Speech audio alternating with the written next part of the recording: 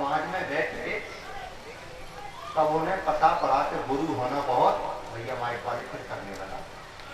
दिक्कत क्या है? तो उसे कर्जा कर दो भैया, हमारी कथा यही पड़ रही है, माइक आपका काम है, देखो उसे। हर आदमी अपनी अपनी व्यवस्था देखे तो अच्छा है।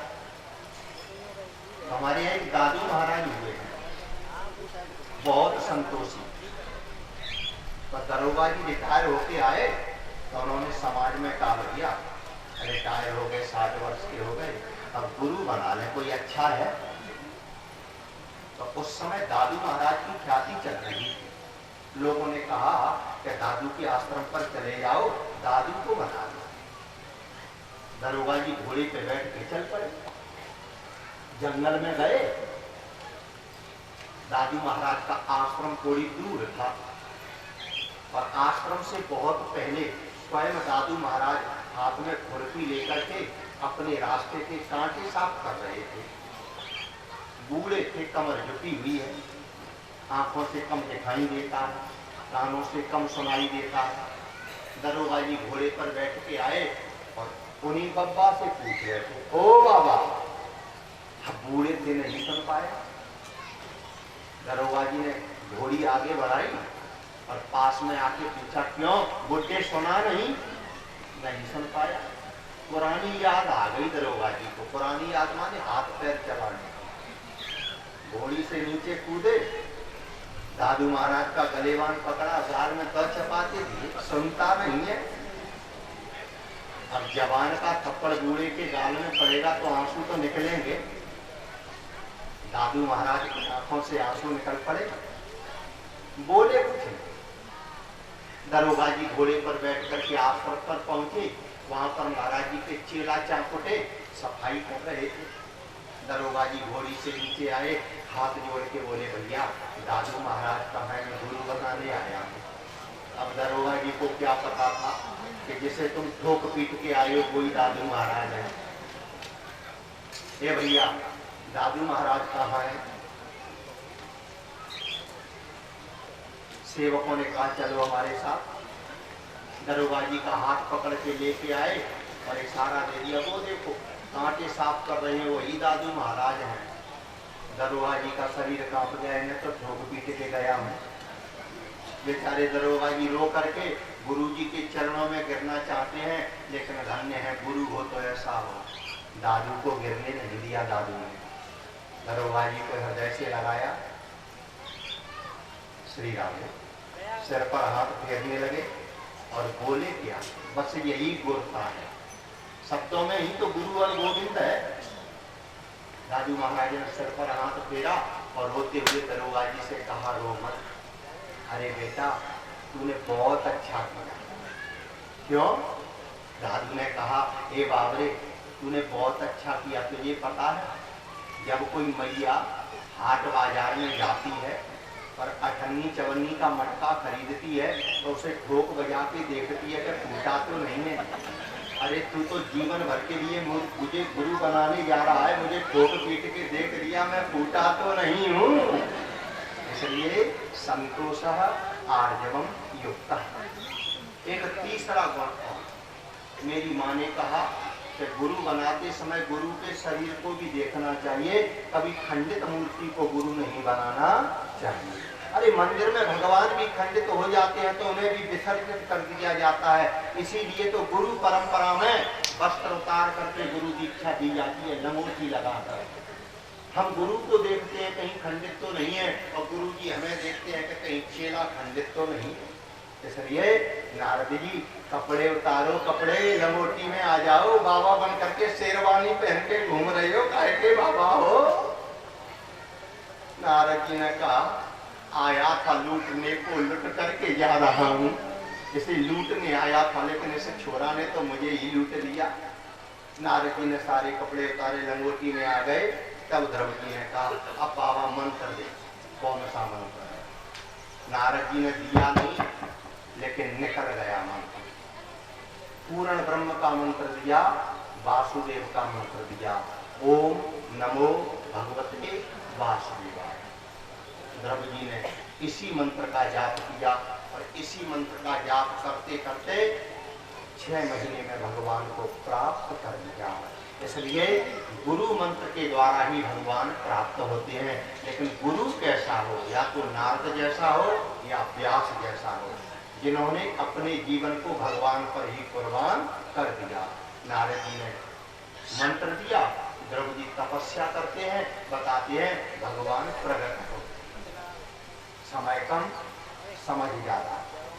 भगवान प्रकट हुए, सामने खड़े हैं द्रौपदी के। द्रौपदी ने आंखें खोल के कहा, पहले ये बताओ पिता बन के आयो के भगवान बन के? मुझे ये बताओ, पिता बन के आयो के भगवान बन के? भगवान ने कहा, द्रौपदी तुझे किसकी जरूरत है? बोले मुझे जरूरत नहीं है, मुझे तो जरूरत इस बात की है, पहले ये बताओ पिता बन के आयो के भगवान? भगवान को कहना पड़ा कि पिता बन के आया हूँ। जो इतना कहा, द्रौपदी रो पड़े। अगर पिता बन के आए तो खड़े क्यों हो? 5 वर्ष बीत गए, बिना पिता के प्यार के क्या प्यार नहीं दोगे? भगवान से जो इतना कहा, मेरे मुरली मनोहर के हाथ बढ़ गए। जैसे बच्चा किलकारी मार के पिता की गोदी में चढ़ता है, वैसे ही द्रौपदी गोदी में चढ़ गए और कंधे पे जाके बैठ गए। भगवान से कहा, पिताजी अब घर नहीं चलोगे? मैं अपनी माँ से प्रतिज्ञा करके आया हूँ, जिसने तुझे विसार दिया है उसे तेरे चरणों में लाऊंगा, अब अयोध्या चलो। द्रौपदी कंधे पे बैठे हैं और भगवान अयोध्या की ओर आ रहे हैं। नारद जी ने दौड़ करके उत्तानपाद से कहा, अरे बाप रे, अयोध्या में बैठा है तेरा बेटा स्वयं ब्रह्म को लेके आ रहा है। जो इतना सुना, अयोध्या सजने लगी। अयोध्या की गली गली में रेशम के बिछोने बिछने लगे, पुष्पों की पंखुड़ियां बिखरने लगी, इत्र का छिड़काव होने लगा। आज गोपाल आ रहे हैं, आज अयोध्या नाथ आ रहे हैं। तब तक तो द्रौपदी कंधे पे बैठ के आ गई। सारी अयोध्या जगमग हो रही है, अयोध्या का दरवाजा सजा हुआ है। अयोध्या से 5 फुरलांग पहले ही सुनीति की झोपड़ी पड़ी। द्रौपदी ने अयोध्या की ओर तो देखा, माँ की झोपड़ी की ओर देखा। 6 महीने में माँ की झोपड़ी को झाड़ियों ने घेर लिया, कांटे ही कांटे। द्रौपदी ने कहा, रुको रुको प्रभु। क्यों? बोले अयोध्या नहीं जाऊंगा, मैं उस माँ के चरणों में जाऊंगा जिस माँ ने मुझे जन्म दिया और आपके यहाँ तक भेजा। वो माँ अयोध्या के राजमहल में नहीं है, वो माँ झाड़ियों के बीच में झोपड़ी में है। द्रौपदी ने उतर करके अपनी माँ की झोपड़ी के रास्ते को साफ करने लगे। मेरे गोपाल ने देखा कि जिस माँ की झोपड़ी के मार्ग के कांटे मेरा भक्त उठा रहा है, इस झोपड़ी के कांटे मुझे भी साफ करना है। मेरे गोपाल साफ करने लगे। भगवान शंकर जी ने देखा, पार्वती हाँ, अगर पुण्य कमाना है तो अयोध्या चल। जिस माँ के रास्ते को भगवान साफ कर रहे हैं, उसके रास्ते को हम भी साफ करें, यही पुण्य है। भगवान शंकर जी भी रास्ता साफ करने लगे। ब्रह्मा जी आ गए, सारे देवता रास्ता साफ कर रहे हैं।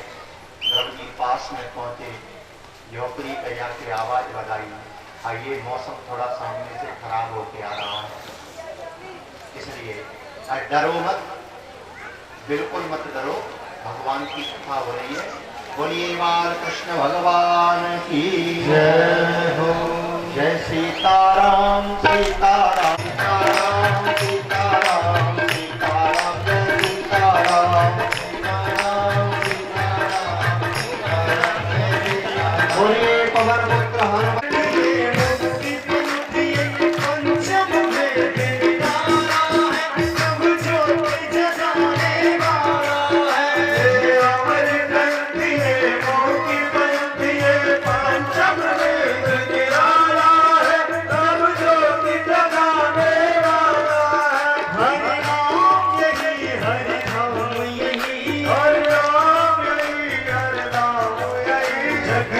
मंगल की